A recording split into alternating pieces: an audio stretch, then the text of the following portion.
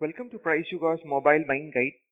Today we are going to compare two of the most high-end phones in the market, the Sony Xperia Z2 and the Samsung Galaxy S5. It's a tough bet to decide which one to favor. So we are going to stack these two upon each other and see what they've got. Of course, one size does not fit all, and we will check out which one is the best possible device for you in case you are confused between the two. In this graph, we see that the Samsung Galaxy S5 is priced around Rs 46,499, and while the Sony Xperia Z2 has not been launched yet in the market, the price is estimated to be roughly around the 56,000 mark. The Galaxy S5 was launched at around Rs 50,000, and within a week the price drop led to the current point. The other competing phones in this price range that you can also consider are the HTC One M8 and the Apple iPhone 5s. We will probably talk about them in another video. Let's check out what the Xperia Z2 and the Galaxy S5 has to offer. The Sony Xperia Z2 is designed in exactly similar fashion as the Xperia Z1 in terms of its build quality and style. And there are a few tweaks and improvements. This is almost similar with the case of the Galaxy S5, which is built in exactly the same way as its predecessor, featuring some minor improvements. The Z2 is only 18 grams heavier than the Galaxy S5, so the heavy part does not really count as a difference. However, there is a significant difference in their respective build qualities. The Galaxy S5 has a plastic body and has a nice back to grip onto, while the Xperia Z2 is crafted with glass on both the sides. It's a marvelous looking glass slab that looks as exquisite as you can imagine. In terms of design, it just blows away the Galaxy S5 by a major margin. The S5 fails as a match for the Xperia due to its age-old design and the plastic chassis. Although the glass body of the Xperia is very susceptible to fingerprints, and you may find yourself wiping the body every now and then, it's still a clear win against the Galaxy S5, particularly in this area.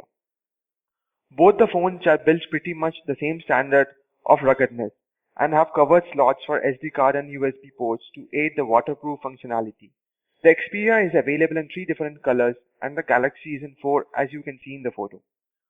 We will now move on to see what they have under the hood.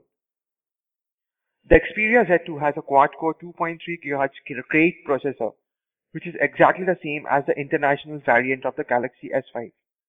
However, the lucky Indian consumers are getting an octa-core Exynos processor equipped Galaxy S5 clocked at 2.1 GHz.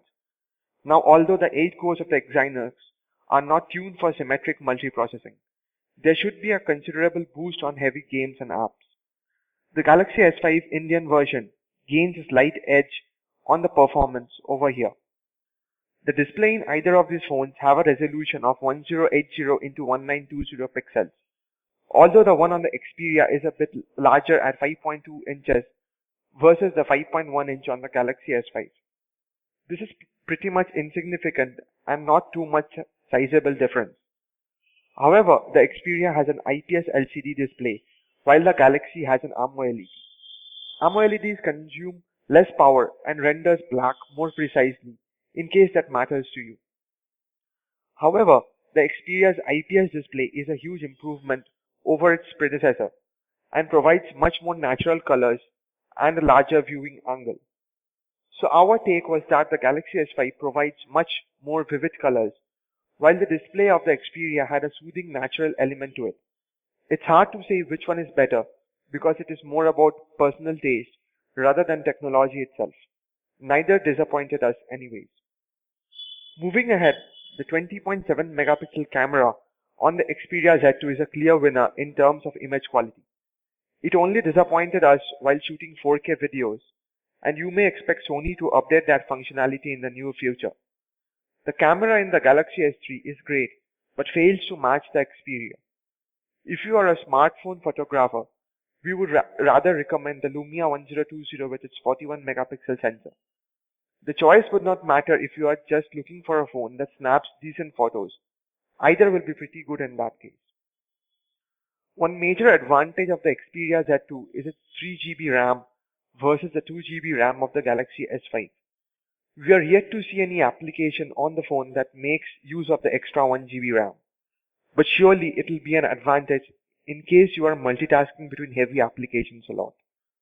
On the flip side, the Galaxy S5 features a heartbeat monitor and integrates with various wearable devices, especially from Samsung, that helps tracking your activities throughout the day. In fact, there is a pedometer built in the lock screen of the device. Also, a fancy fingerprint sensor is available. All these make the Galaxy S5 brimmed up with features, although we can't say for sure how many of us are actually going to use them all. Of course, if they appeal to you, they are pretty handy to have. Apart from this, both the phones have USB 3.0 compatible connectors and are water resistant. We tried to compile in one screen to help you decide what all quantifiable factors matter to us while choosing which one was better. Here, the blue lines mark the Xperia Z2 and the grey lines are for the Galaxy S4. As we have seen earlier, there is a significant difference in the amount of RAM with the Xperia Z2 in the lead. The Xperia Z2 also has a larger battery pack as 3200 mAh, the Galaxy S5 being at 2200 mAh. According to the specifications, the Xperia offers a significantly larger standby time, while the Galaxy conserves more battery to produce a higher talk time.